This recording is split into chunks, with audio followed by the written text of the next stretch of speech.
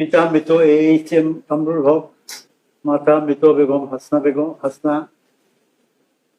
হেনাকে তার বিরুদ্ধে গঠিত 3 নম্বর চার্জে সাক্ষী রাইসুল হক সহ অন্যান্য ভিকটিমদের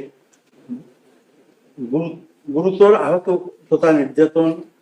টর্চার এবং রাজনৈতিক কারণে নিপীড়ন, পারসিকিউশন অন পলিটিক্যাল গ্রাউন্ডস করার অভিযোগে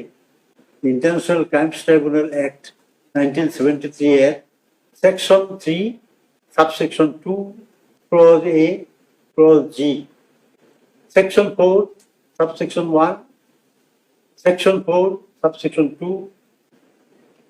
and section 20 subsection 2 and 20A দ্বারা মতে 10 বছরের সশ্রম কারাদণ্ড এবং 6 নম্বর চার্জে conspiracy, instigation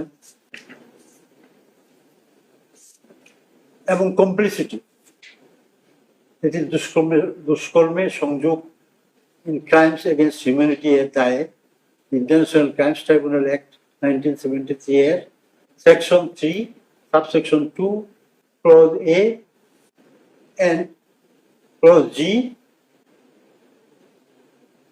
section 4 subsection 1 and section 4 subsection 2, section 20 subsection 2, section 20A দ্বারা মতে 1 লক্ষ টাকা ক্ষতিপূরণ সহ 10 বছরের সশ্রম কারাদণ্ড